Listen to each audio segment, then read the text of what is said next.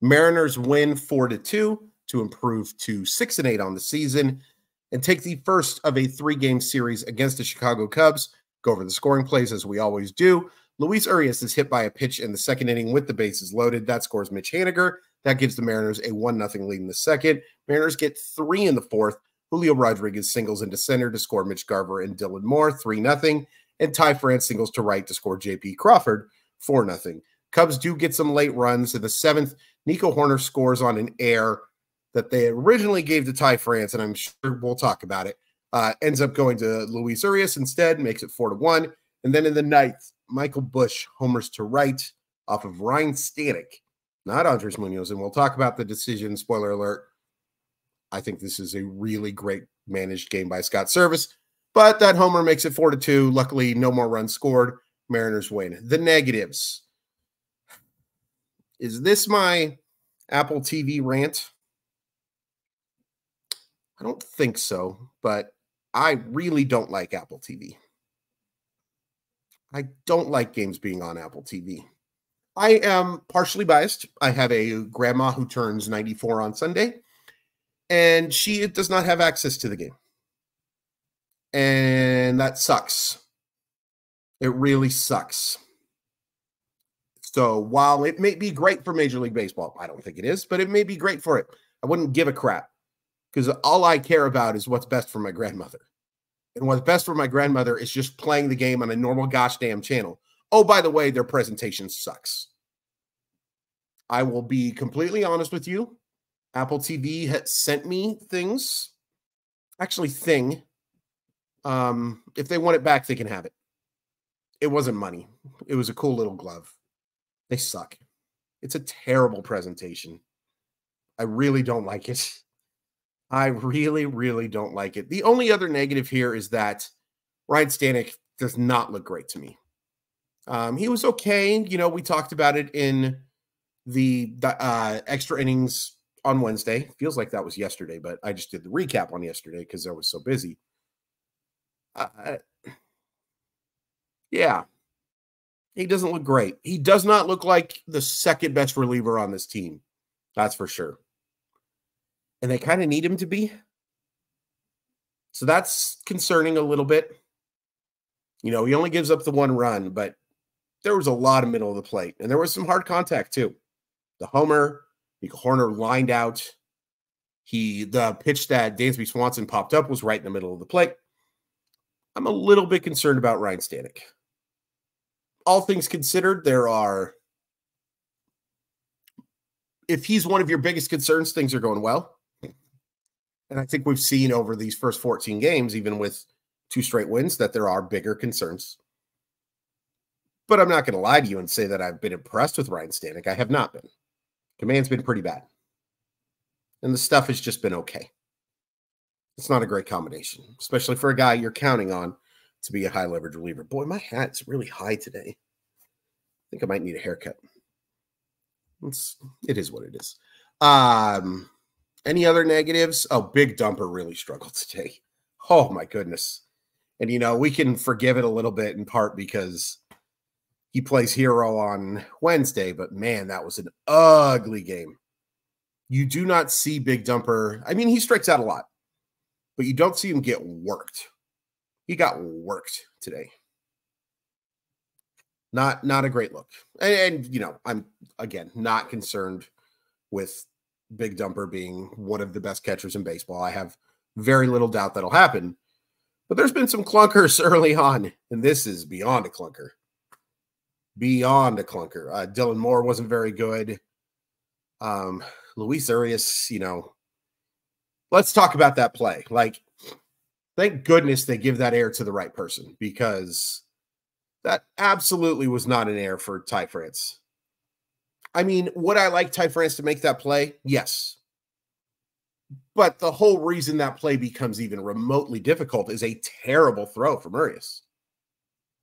It's absolutely an error on him. If you wanted to give an error to both, I wouldn't hate it. But if you had to just give it to one, the throw was awful. I want Ty France to make that play.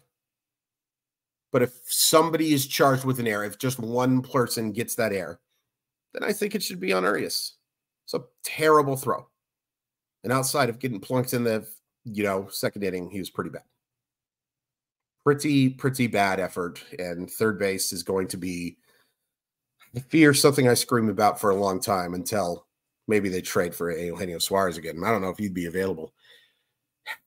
Even in a good win, I can find something to complain about. You know what I can never complain about? Simply Seattle, the very best in Seattle sports gear. Awesome stuff for the Mariners, Seahawks, Kraken, Storm, Sounders. You can find it all at simplyseattle.com. And once you find all that great stuff, use code MOLLYWOP15 to save 15% of your order and show that you are paying attention to both Mollywop Monday and to my OY. So I really appreciate that. MOLLYWHOP15. Link in the description. And again, thank you so much to Simply Seattle. All right, positives. I mean, once again, Bryce Miller was fantastic. He wasn't dominant. Only the 4 strikeouts. Has a couple of command issues. But overall, an overwhelmingly positive experience again. And really, if you take away a 3-run homer off of the bat of Emmanuel Valdez, of all players, Miller's been unreal. What they've gotten from Miller and Gilbert this year, without that, where the heck are the Seattle Mariners? Because your stars have not performed up to task. And I guess that's good and bad, right? Like, your stars are going to be the guys who end up contributing.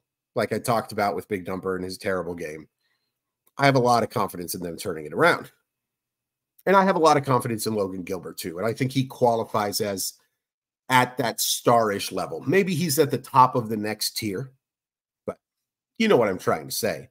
Bryce Miller's not there for me yet, except for based on how he's pitched this year. Terrific effort. Back-to-back, just absolutely sensational efforts and deserved a shutout. Absolutely deserved a shutout. Unfortunately, a really bad defensive play keeps that from happening, but I don't think you can complain a whole heck of a lot about the effort that Bryce Miller gave you. You shouldn't. I want to end with the Andre Munoz decision. Great to see Julio get a couple RBI. I know. I want to see him start hitting the ball over the fence too. I want to see a lot of these guys doing a lot of things. But that had to be wonderful for Julio. He'll get going. Everything will be fine. But I'm sure that felt good. I'm sure that felt really good. Another strong offensive game for Ty France. I didn't realize until a billion people pointed it out to me just how much hard contact Ty France has made this year. I'm just going to be completely honest with you. I didn't notice that in the eye test. I did not notice Ty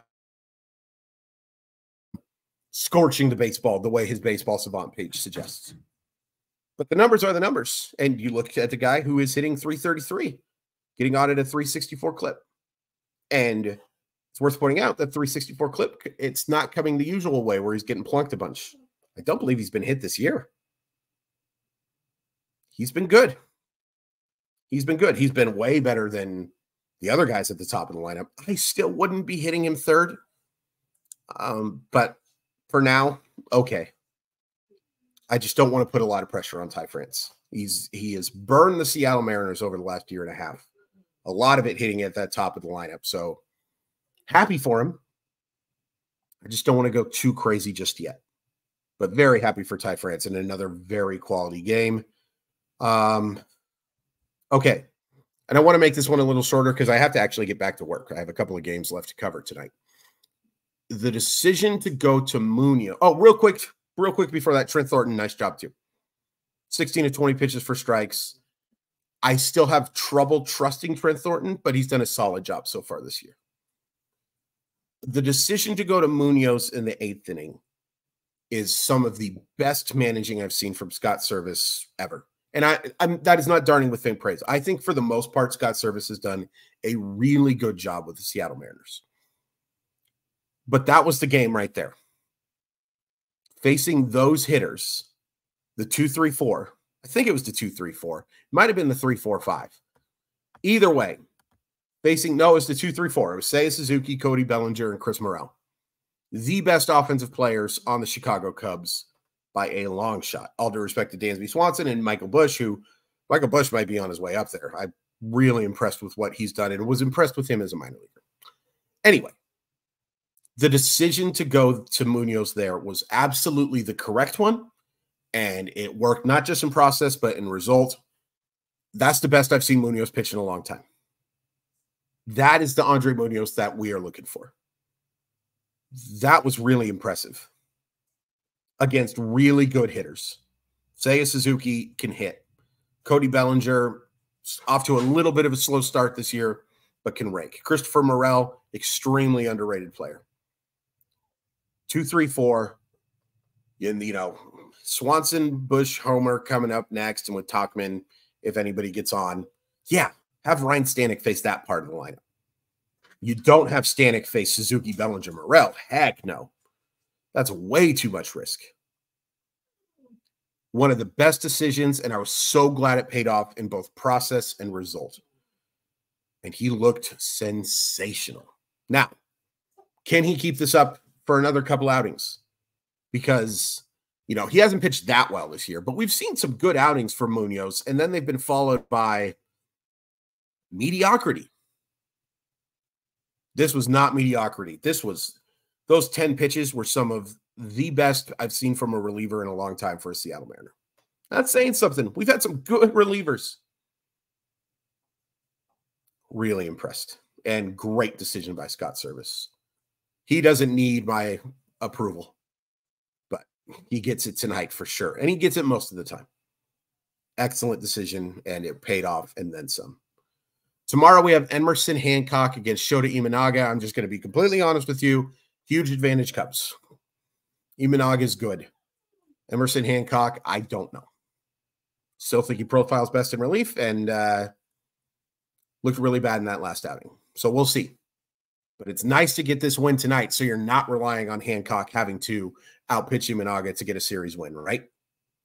You're relying on Luis Castillo if you lose lose on Saturday against Javier Assad.